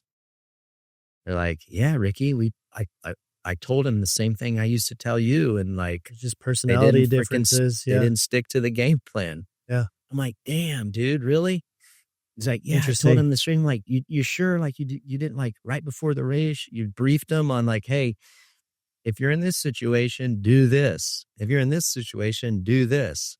It's like, yeah, I told him. That's why becoming a champion is so rare. It takes a special type of person, It is, it's hard to explain. I don't know why. And you just have innate characteristics that maybe are different than other people. And, like for something like this, I'm not I don't overanalyze things. I'm very pragmatic when it comes to racing, and I don't overthink. I'm not searching, and it comes off as kind of being a simpleton a little bit. But I think for racing, that's what you got to do. Everything should be instinctual. We'll be on these TV calls, right? And everyone's like, what's this guy thinking? What's this guy thinking? What's this? What's this? Like trying to build this narrative. And it's not always that complicated. It's not like, oh, what do you think this guy's thinking? And I know what certain people think because I talk to these people and they're not thinking anything. They're thinking, okay, I have a check down list. If I'm in a tie break situation, this is my game plan and this is what I want to do. And I'm okay. If I get a start, this is my approach. If I don't get a start, this is my approach. They have situations just like in like football, they practice situations, they know. And it's really not for everybody, but certain people, the game plan is that simple. Now you're saying you didn't necessarily overanalyze it or right. Didn't overanalyze. Overthink things, but did you have any like pre-race rituals that made you, either gave you confidence or feel grounded before a race? I know some guys are more superstitious than others, but was there anything you did like before a race that you like had to do? It was more like meals and stuff, like the night before. Comes back to like being prepared. Yeah. Feeling like you did everything right. I guess. Yeah. Like meals would be it. There were a couple times I feel like pair of socks, like, oh, I have to bring those socks this week, or I'm bringing this gear bag this week, or as far as like putting your right sock on or your left sock on, that stuff, nah, those superstitions went away after, when you race as long as I did, and these guys were racing a lot longer than I did, but anyhow, when you've done it for so long and you realize like those superstitions are just bullshit because, okay, well, I wore my lucky socks today and I knocked myself out. So throw those out. Yeah, we're done. Or the orange gear, right? The Fox orange gear. Oh yeah. Yeah. Forgot about that. I lost in those. So I'm like, let's get rid of that. Yeah. Yeah, you were orange for a while there. A long time, dude. They used to be so bummed at that. Like, dude, can you please just wear something else? Yeah, something else. So you had this incredible career as a rider, unbelievably successful. When you took the leap to retirement and your life changed and you were no longer Ricky Carmichael, the racer, did you have a moment of like any identity crisis? Or I was very fortunate when I retired from moto, that I had NASCAR to lean back on, right? So that that filled my gap, right? I didn't just stop and not have anything to do. So that kept me busy from part of '07, '08, '09, '10, and 11. And that was that was what. So that kind of filled in the gap. And then And the race 2012, team then we had the race team, and then like the TV gig. It just kind of like, and even like my role as an analyst, like I wasn't like I was searching to do that. It's so funny. I see stuff online once in a while. And it's like, I don't know even why I do this, but it's like going reading the comments. Like, You oh, can't that's read why the you want to be comments. on TV, blah, blah, blah. Like coming from a dude, like when people say that, I just laugh. This is like, I don't give a shit that I'm on TV.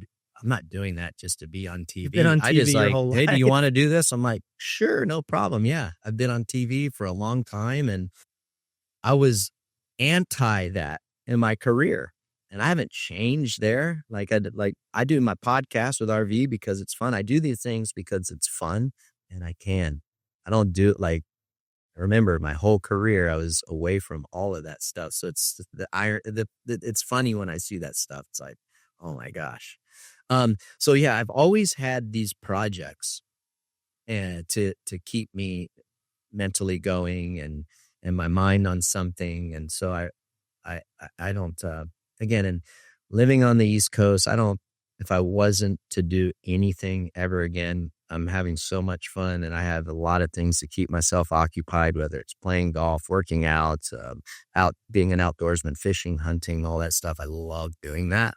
And snow skiing, hanging out with my kids. My kids are about to go to college.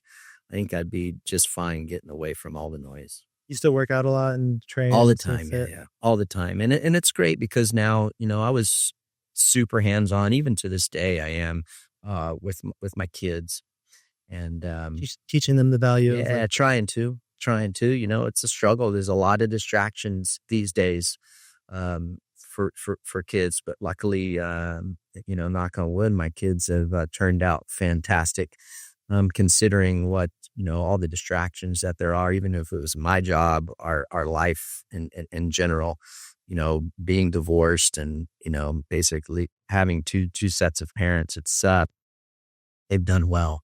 So, and I'm stoked for them. I'm really stoked for them, but that's probably what I get the most, that's probably most satisfying, Jimmy, because that's what really matters. yeah. I'm super into fitness and health and wellness as Yeah. well. And Yeah. dude, one of my sponsors Yeah. is Echo Hydrogen. They make these really cool, like high tech water bottles. I brought Yeah. one for you. You can Oh, take really? home. But Thanks, dude. dude, they're Thanks, cool. It's man. like Sweet. it has this Yeah, I little was membrane at the bottom. So like you fill it up with water and you turn it on. yeah. And there's this little membrane at the bottom that like separates the hydrogen molecules from the water. Okay. And it suspends the hydrogen into the water and it can be Nice. absorbed by your gut way Okay. easier. And it's really good for like muscle recovery and inflammation and mental clarity and all kinds of like positive Dude, this benefits. is sick.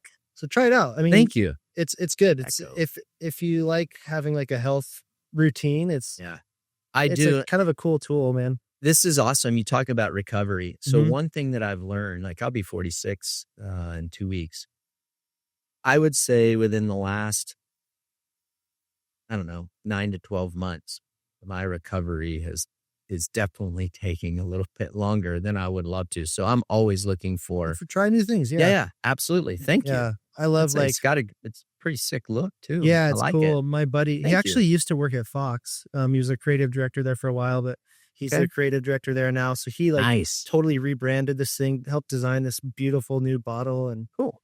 so it's cool. But Yeah, thank you. yeah, try it out. Hell yeah. As someone who's been pushing hard my entire life, as a rider, a creative, and an entrepreneur, I've learned that performance isn't just about effort, it's about recovery, clarity, and taking care of your body. That's why I've made wellness a top priority. And one thing that stayed most consistent in my routine is the Echo Flask, a water bottle that infuses your water with molecular hydrogen, improving cognitive function, reducing oxidative stress, increasing natural energy, aiding in muscle recovery, and boosting mitochondrial function, which means longevity and vitality so that I can continue doing what I love to do for life. And you get all of this without the crash, inflammation, and long-term damage of the toxic, sugary energy drinks that dominate our industry. Now I know what you might be thinking. Doesn't water already have hydrogen? Technically, yes, but it's bound to oxygen as H2O. Your body can't absorb it in the same way. So the Echo Flask uses a high-end electrolysis membrane to split the hydrogen from oxygen and infuse the unbound molecular hydrogen into the water, making it more bioavailable and incredibly powerful for your health. This isn't woo-woo stuff. It's science, with over 1,500 studies behind it and more than 20 years of research. It's been a game changer for me. And if you care about longevity and performing at your best, this is completely worth it. Grab your Echo Flask now at echowater.com/ridebeyond and receive a special discount just for listeners of this show. That's echowater.com/RIDEBYND. So what led you to commentating and becoming an analyst? You said they reached out to you. Yeah. So crazy thing is, it really started when my ACL was torn. Actually, my ACL's torn in 2004, and I think I might have stepped in a couple times to just like commentate with Fro and those guys. Right? Might not even have been Fro. I can't remember, but like they just step in for the broadcast, kind of like Jet has done in the past, or other riders. I think ET's done it. I know Kenny's done it, and Dunge has done it. But yeah, like they just said, come to the booth. I'm like, all right. And then, like once I was done, they're like, hey, are you going to be at any more races? Come in the booth. I'm like, okay. And just, it's a cool place to be. It's the best seat in the house, and you can kind of see everything and watch. So then after that, when I was racing part-time in 2007, they would ask me to come in. Hey, are you going to be at the races? Like, do you want to come in the booth? Like, we'd love to have you. And they kept offering. So I'm like, okay, I'll do it. Whatever, something to do. And so then the NASCAR thing kicks in. So then when I would come to a race, when I was racing NASCAR, I say NASCAR, like truck series. I never made it to the pinnacle, sadly enough. And let's see here. So then we got RCH. So then I was at the races even more. And this is when you were just making like guest appearances. Yeah, guest appearances. Like, hey, you're going to be here. We'd love to have you in the booth. So I'm like, all right, well, throughout the day, I would be at RCH. And then at night, I would go up in the booth. And it was just kind of like, just for fun, and they kept asking. I'm like, all right, I'll do it. And I was enjoying it. And I was up there with my friends, and it was a good time. And then as the RCH stuff started to slow down a bit, I kept doing more TV, and it was just simply something I was enjoying it, and it was fun, and people were stoked, and I was just, I'm like, I'll do it. It was never like, I want to be this guy. And so I did it. And then, as soon as the NBC deal got into place, I can't even remember what year that was now, maybe in 2017, 2018 or something like that. They had offered me the job. Actually, the crazy thing is that they had offered me the position a year before I actually had taken it. And Fro was doing it at the time. And I said, no way. I'm not taking one of my best friend's jobs. There's just no shot. And they're like, all right, are you sure? I'm like, yeah. I said, please don't put me in that position. he works really hard. And oh dude, I used to say, I'm like, hey man, like you that guy works so hard at what he does, and like he's the guy for that spot. And they're like, all right. So, and this was like right before the season was starting. So anyhow, the next season goes through, and I think at the time it was still on Fox. And then as NBC was coming through, the folks at Feld had called me and said, hey, this is what's going on. Would you consider it? I said, I'm in the same spot as what I told you guys last year. I'm not taking my man's job. And they were like, well, if you're not going to take it, we're going to give it to this guy. I'm like, this person. And I'm like, well, I'm not going to like that's different. Okay. I'm not taking them, I'm not directly taking my man's job. And also at that point, like your friend would probably rather see you get the job than someone else. And You know that's what I mean? exactly what I thought. And I called Fro. I said, hey, this is what's going on. And, I want to honor you. And if it wasn't going to be me, it was going to be this guy. And I figured that because of our relationship, you would probably want me to do this. And he was cool with it. Everything was great. And so that's basically how I got into the position of the analyst. And I don't think many people know that story. Yeah, that's like I interesting. hear a lot of stuff, and it kind of ticks me off a bit, but that's how I got it. And I turned it down once for sure, and would have done it the other time. I just, again, Fro, it was better for him. I'm not necessarily saying he needed it, but I was happy with what I was doing with other stuff. And so that's how I got into the position. And it was great. It's been fun. The travel's a lot for sure. I never anticipated traveling as much as I do, for sure. It's a lot of travel, but there could be worse things. The great thing is I'm at home with my kids and my wife during the week, and other than the redundancy of the travel, it's fun. It's fun. It's kind of started as something more casual, lighthearted, fun, but knowing your personality, you're going to give your all to whatever you're doing and do your best at it. I think when in racing, it's very quantifiable because your results like show you how well you're doing. How do you measure success with being an analyst? That's awesome. I'm glad you asked that question, because there's times where, when we're done with the show, I'm beating myself up. I'm like, dude, what the hell am I doing? Like, what happened? Like, they're like, dude, that was awesome. Like, the bosses are like, freaking great job, dude. You crushed it. I'm like, what are you talking about, dude? Like, I sucked. Like, I've had to tell them sometimes, like, dude, don't tell me I did a good job just to be nice. Like, it's okay. You can tell me I suck. I do better. I'm the type of learner. I do better telling me where I sucked rather than what I did good. Tell me what I did. Most of the time I already know where I messed up, but I do better from constructive criticism. And that's how I get better from my bosses. I think the key word there is constructive criticism, because, you receive a lot of unfair comments on social media. The and same like a lot people of that hate. loved me. Remember, like, I used to feel so bad for like when I would dabble in there, like when they're just doing it for fun.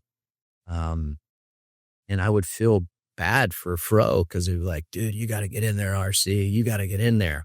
And it's almost identical to like 2001 when I was racing Supercross and I beat MC. They're like, oh, as soon as I got the position, they're like, the same haters that were getting on Fro. Bring Fro back. And 100%. I'm like, wait a minute.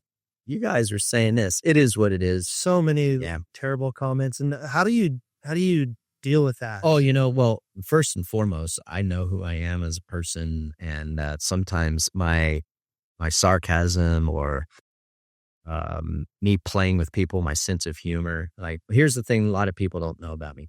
If I'm not talking to you, most of the time that means I really don't want to talk to you, right? If I'm giving you a hard time, dude, I cross the line sometimes.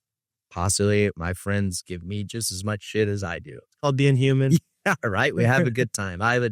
listen, dude, I want no bad will on anybody. I will I'm the type of person, like if I see a lady in the parking lot, older lady, like I help them, all that fun stuff.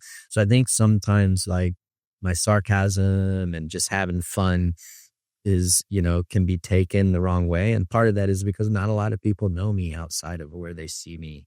Right.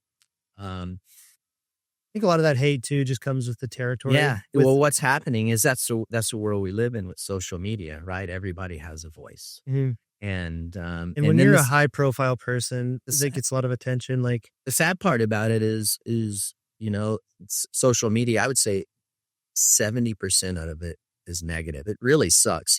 I've been having this conversation with a couple of people lately, and it's just like, what sucks is if you take Jet, for example, and like, I actually feel bad for him in the regard of so many people have so many opinions about him. Like now, like go to how he was when he was eating donuts on the podium, having a good time on the podium. Like he's open and honest. But now, if you look at it beforehand, before he started getting heat and becoming the great athlete that he is and the great rider that he was fun, joyful. Now he's just, dude, he's to the point. He doesn't elaborate very often. He tells it how it is, which I love that. But what has happened is, and I don't blame him, because if he elaborates or he tries to have fun or he jokes, then it becomes misconstrued, and then he's an asshole. Right? It's a special type of person to embrace that and use it as fuel. Like Hayden, who's kind of the complete opposite. He's opposite. Like he don't give a damn. Right? It almost like motivates him. Yeah, he does. He's like, haha, I'm going to show you. Like we've had some combos Hayden and I have about keyboard warriors and all that fun stuff. And he just, dude, he is numb to it. He doesn't care. It doesn't bother him. It is what it is. And you know what, dude? He's right. I wish sometimes that I could be like that. You talk about mentality and, mental strength. Like sometimes I'm okay with the hate and the comments for the most part. It's just like when you attack people's character, like Jet's a great guy. I like Hayden. I like all of the people, all of the racers, love them all. Do I have great relationships with all of them? No, like I just don't talk to them. I'm 20 years older than a lot of them. And I go to Tallahassee, I do my thing, and, I do my work on the weekends. I don't like getting in anybody's business. Just give me what I need for the broadcast and give me a couple nuggets and we'll move on. And I'm going to tell like how I see it and what they're doing, the how, the why, all that fun stuff. But going back to like I feel like it sucks that the comments are the way that they are for the riders and whoever. It doesn't matter what sport, because now we don't get to see this young kid that is a great dude be fun and elaborate on whatever. Now I just like, how was the race? I was good. I did this, blah, blah, blah. And then that's it. It's like, well, you guys have created that because you wanted to be opinionated and you wanted to tear a man down. Yeah. You tear him down and then, then he just becomes builds a wall. I'm going to focus on the mission and it's over.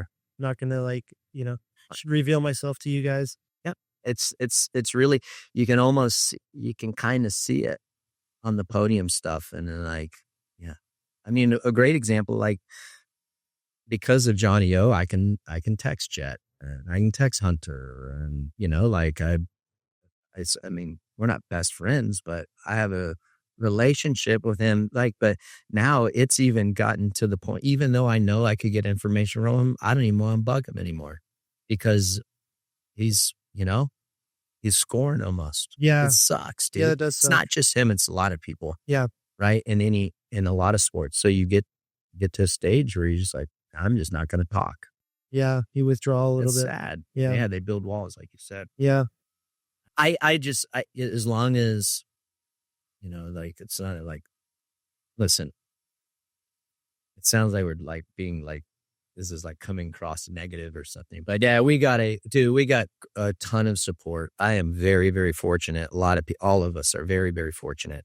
It's crazy that there's just a harsh reality of being in the spotlight. you Mhm. get a lot of negative attention that normal people don't get. And it's just how do you deal with that? Yeah, I mean, most people too, like, you know, I mean I look at myself away from racing, not the dude who was able to have some success on a dirt bike, and I got some great friends. I like 2 sets of friends. I have my friends at home, and then I have my friends, people that I've worked with my whole life. Yeah, and it's different. It's like 2 separate lives almost. It's kind of fun actually, just seeing all my basically like my extended family at the races, and then I come home, and I'm with people that know nothing about racing, It's and we kinda just nice talk though. normal life. Yeah, it's grounding because It is. because in the motorcycle world, you're a hero, Yeah, and it's yeah, nice to, like, have, like, a just a normal circle of friends that it is. you can just be on the same level Hell yeah. and, like, be grounded and Yeah, absolutely. 100%. That's my favorites. Like, dude, I'm a social butterfly when I go to certain events with my wife or friends or like because we're talking about stuff that I know nothing about and it's so much fun. yeah. Well, even just now in the coffee shop, you're talking to some dude about Yeah, something with the construction. Yeah, yeah. construction, this local guy, but yeah, that's great to just be a normal dude. Yeah, dude, it's awesome. And another thing too that's been so much fun is I know we're going off course here, but it's like my kids, having the opportunity to go to college and like being able to experience, like us talking with MC about this, doing college visits. He's done some with his daughters. I've done some with my son and my daughter. And, well, not with my daughter, just yet. No, we done a couple with my daughter and, I did a couple with my son and it's been so much fun being able to experience that because I never went to college. And so to go on these campuses and just get what normal people do that feel, it has been freaking so much fun. I think I look forward to it more than the kids do. It's wild, dude. It is so it's cool. And just to see something that you've created like out in the real world, it's Yeah, gratifying. I love that. Going back to the sport and being involved Mm. still, in your eyes, how has the sport changed since your era? Well, the appearance of it for sure. I mean, I got so lucky to experience what I did. S- first and foremost, 2 strokes. Now they're all 4 strokes.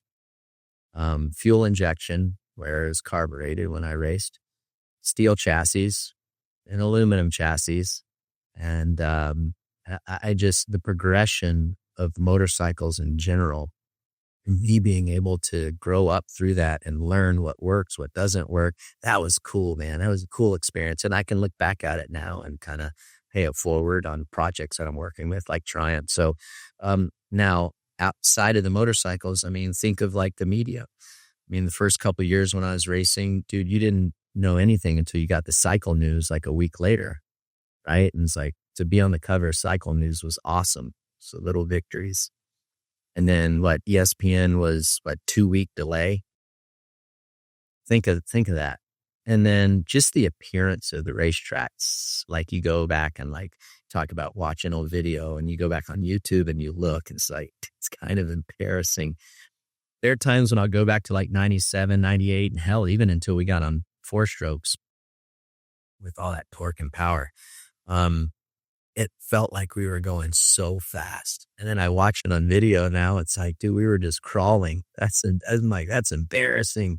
I remember watching you guys in the, you know, Yeah. late '90s, early 2000s thinking they're so fast, and then you watch the guys hit how they ride a track now, it's just, It's like, it's insane, right? insane. Yeah. Yeah, it's They're insane. so fast. The bikes are so fast. It's crazy. Like, too, they hardly any of the guys other than Tomac and a few other, like they never use their clutch barely. It's crazy. They're going through gnarly rhythm Barely using the sections. clutch, feet on Oh, the pegs. It's death so grip. different. Oh, it's unbelievable. So yeah, you think about just the displacements and 2 stroke versus 4 stroke, materials, steel versus aluminum, the appearance of the track, the media, the professionalism, the growth of the sport. A lot has changed. A lot has changed since 1997. Who impresses you most about with the current generation? Mm. That's tough. So even when I was growing up watching supercrosses, I never know that I had a complete favorite because I loved everyone's unique style. And I think back then they all were a bit more unique, whereas the young kids coming up now, they can kind of emulate. If you're a fan of Hayden, if you're a fan of Jet, if you're a fan of Tomac, if you're a fan of Chase, all of those guys, those young riders can almost look identical to those guys on the bike with how they ride and their posture. Whereas back in the day, I think it was more unique, each rider. So I appreciate things like what Kenny can do and how he rides. Basically everybody, Jet, Hunter. I like them all, and you name it, Chase, Eli, Hunter, AP, all the guys, top 10 guys. I like them all for their own reasons and what they're able to do on a bike, whether it's their mental approach. I appreciate so much of what they do and how they do it. How they each approach the track differently, Yeah. which is And cool. they all are different. They all are different, and it's a lot of fun to watch. And I appreciate each guy differently. And I appreciate the different characters too. Oh, yeah. Like we have Characters are cool. The characters are cool. Yeah. Sometimes it's a little much, it is just like, but it's fun. I think it's good for the sport. Yeah. I really do. The entertainment factor Yeah, is good. it is. And what sucks is I probably would appreciate the character side of it more, but I think with being 46, I'm just kind of more hardcore racer, and haven't changed with the times as much as maybe I should. But it's, I'm hardcore racer when it comes to that stuff. When you think about your legacy, there's very few people who can make it to the professional ranks and make a living doing what they love in the sport they love. There's even fewer who can become a champion, and then to become the greatest of all time in a sport like Michael Jordan or Muhammad Ali, or you name it, to be on that Mount Rushmore, like where you've made it. Do you ever think about that? What does that feel like to know that kid on that couch in that Terra Firma film became the greatest of all time? What does that mean to you? Well, I'm super stoked on, just humbled by, the accomplishments that I've had. And I'm mainly, I'm more proud and happy for my partners and my parents, to give me the opportunity to get me a dirt bike. And then the people that I had along the way, especially the older that I get. I'm proud, again, of what I accomplished. It's special. It's humbling.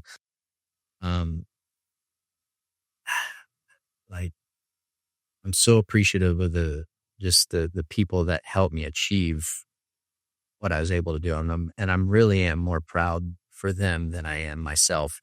There's times that I wish that I was happier for myself than I really am, but at the end of the day, it's just a motorcycle, and I was able to ride a motorcycle good. And, I wish I could appreciate it more. And I do once in a while, but still overall, I'm more happy for the people who sacrifice everything for me. I'm stoked for them, really, especially my parents.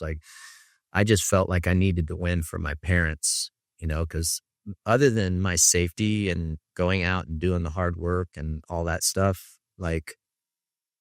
those are the ones that really made the sacrifice of getting me to where I am. I'm more happy for them.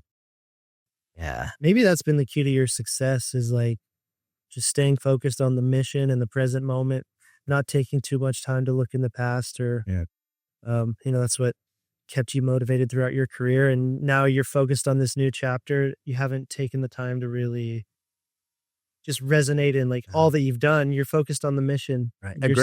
A great example of that, Ben, is that building a new house, and it's just like my wife is like, "Hey, we have to have a Ricky room, like of all your accolades and all that stuff." I'm like, "Nah, dude, like, well, let's not do that. It's more square foot we got to use, blah blah blah." And she's like, "Why? It's a representation of you and what you accomplished, and it's what has helped build this." And I'm just like, that's just, I don't know, like and then going back to the social media, it's like, "Oh, you're so cocky, blah blah blah," and I am the least person that, like, I'm telling you right now, it's like, yeah, I don't want to have this like special a room, shrine like a of myself. shrine of Yeah. anything. Um, I've gotten better. Like, I definitely didn't appreciate it 10 years ago like I appreciate it now. That's a slow build, but it's humbling. Maybe as you progress through life and slow down more, you'll be able to look back and be like, "Wow, I can't believe I did all that." That's Who knows? I don't know. We'll see. It's definitely an honor. I'm very thankful. I'm just thankful for the people that helped me get there. Like, that's when you look back at young Ricky on the couch in terra firma, what would you tell him now, knowing what you know and everything that you've experienced? yeah. I would say, without having any regrets, and I would say enjoy it a little bit more. Mm. Enjoy it a little bit more. Enjoy that moment. Relish the moment, and yeah, try to have more fun. Is what I would say. Is that the secret to happiness? Being more present in the moment? I think the secret of happiness is being content with what you have accomplished. And like for me, like, people say, "Why'd you stop so early?" So, because I was content. And like, for example, right now, where I'm at in my life, like, I am content. I'm good. Ride it off into the sunset. Like, it's just, I'm happy with what I got, and I'm fulfilled, dude. That's a good place to be, Fulfilled. man. Yeah. It's Not just not craving more than what you have. right. And being realistic. Like, I've worked a lot with myself and just being like, okay, what I got is what I got. And I'm going to be happy with that. And it's pretty good. I love that. And that's kind of like where I'm at in my life. How do you wanna be remembered? I think the biggest thing with this is, how you want to be remembered is knowing that you gave it your all and that you gave it 100%. And, like, you don't have to be liked by many, but respected by all. And, I just knowing that, I worked hard and always put the right foot forward and tried to be the best person that you could possibly be and the best competitor that you can be and have a tremendous amount of respect for your competitors. And, just know that everyone is human. You're not Mhm. better than the next person. Yeah. That's also, like, a key too, like, when you're racing someone like James Stewart or Jeremy Yeah. McGrath, like, you can kind of, like, put these people on a pedestal and Mhm. and they almost don't seem human. Yeah. When you realize, like, they've got 2 legs, 2 arms, Yeah. I, they're just a human like me and, like yeah. Dude, I put my pants on the same way that you do. And I think that goes back to, like, wanting to have this shrine, in this room with all my accolades. And I go back to, and I think part of this is of how I was raised and, living in Florida, not in California, like, just, I'm, I put my stuff on the same way you do. And I just was able to ride a dirt bike. That's right. You're able to do stuff like this a lot better than I am. It just, it worked out well Yeah, for me. That's totally. all, Yeah. it's like nothing special. What still drives you to keep learning, evolving, and giving back to the sport? Well, I love this sport that gave me an incredible life, um, and just finding new things, and like what I do at Triumph, being a part of an incredible and iconic brand, building something from the ground up, finding new things that I haven't done, and that's what keeps me going, and trying to and having the right balance to where you can make an impact in a positive way. And even if it's not in the moto world, like, outside in the local community, what are things that I can do to better our community? I love that. Yeah, Well, that's man, you've been a a really incredible ambassador for the sport. Thanks. Your legacy obviously is incredible. What you're doing now with commentating, staying involved Thanks. is really meaningful and cool. And I really appreciate you making time for me with your Hell busy yeah. schedule. No, So, it was great. Thanks to Davey Coombs. Mhm. You did an excellent job on his piece. It was a lot of fun, and you did a great job. And like Thank when you. you guys reached out and DC reached out, I'm Mhm. like, oh, absolutely, yes, yes. Amazing. If he's co-signing, Yeah. I'm down. And it's been a lot of fun, and I hope that everyone watching this podcast and enjoys it and has a little insight It's and fun to like, like dive deeper into people's personal stories yeah. and like people who have achieved great things, like gain some wisdom from their experience and share that with the audience. And I think that at the end of the day too is like how your podcast is set up and your show is, it's relaxed. You can kind of you feel a little bit vulnerable. So you're willing to talk about those things. And I hope that, when people watch this and like we talk about, again, I don't want to come off negative, but like, I don't think a lot of people know the true people, whoever it is. And this is a great avenue to really express yourself. And, and it's the same with Davey Coombs, he gets a lot of he flack, gets heat. Yeah. but like there's a great person there. So Yeah. like I want to show 100%. that, 100%. And I always feel like too, is like, judge a person by their kids sometimes, like look at Davey's kids, they're great human beings. I mean, he's a reflection of that. And, same thing, like I feel like my kids are great, especially for the situation that they've grown up in. And, I mean, listen, they're fortunate kids for sure. But at the same time, they could be wild, and, but nevertheless, it's just this is a great avenue to express yourself, and hopefully people get a different view of maybe who you are or how you look at things. That's my goal. And that's important, especially this day and age where they can have their little pound of flesh, if you will. Yep.